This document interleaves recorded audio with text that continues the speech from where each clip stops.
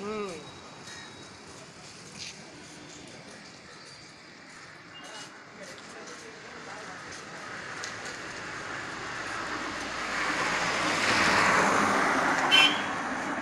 உட்காந்துங்க.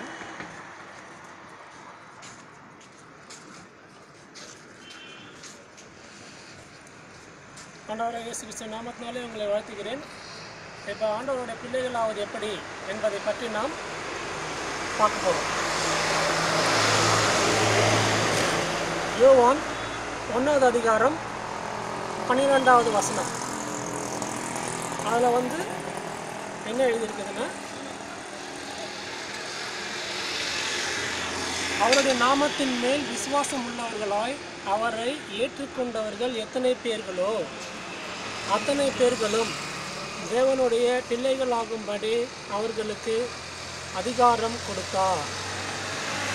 இதை ஆண்டவராகிய இயேசு கிறிஸ்து நமக்காக பூமியிலே வந்தார். அவரை நாம் விசுவாசிக்கும் போது நமக்கு ஒரு அதிகாரம் கொடுக்குறார். அது என்னன்னா, நம்ம ஆண்டவருடைய பிள்ளைகளாவதற்கு அதிகாரம் தரார். நம்ம பாவத்தின் மூலம் கடவுளிடமிருந்து, உண்மையான கடவுளிடமிருந்து பிரிக்கப்பட்டிருக்கிறோம்.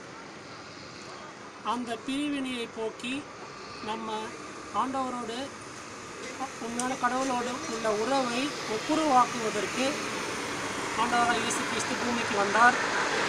அதற்காக நம்ம பாவம் தானே நம்மளை பிரிச்சிருக்கு. அந்த பாவத்திற்காக உள்ள அதிகாரியாக அவர் மாறி அதற்கு அவரே அந்த தண்டனையை ஏற்றுக்கொண்டார்.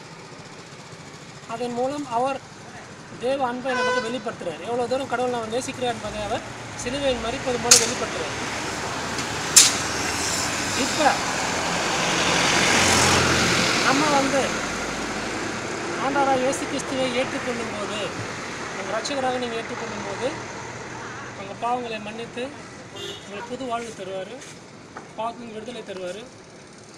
உங்களை அவர் உள்ளிருந்து மாற்றுவார். சரிங்களா? அதாவது தேவனுடைய அன்பு, தேவனுடைய வல்லமை அங்கு வெளிப்படும். இதன் மூலம் நீங்கள் தேவனுடைய பிள்ளைகளாக வாழ முடியும். பாவங்கள் மன்னிக்கப்பட்டு சமாதானம் பெற்று புது வாழ்வை அவர் நீங்கள் வாழ்வதற்கு உதவுவார். இதுதான் ஆண்டவருடைய அதிகாரம். இது ஆண்டவர் உங்களுக்கு கொடுக்குற அதிகாரம். பிள்ளைகளாக மாறி புது வாழ்வு தருவது. இதை நீங்கள் பெற்றுக்கொள்ள வேண்டும் என்பது தேவனுடைய சித்தமாக இருக்கிறது. சரியா? ஆண்டவர் உங்களை ஆசீர்வதிப்பார்.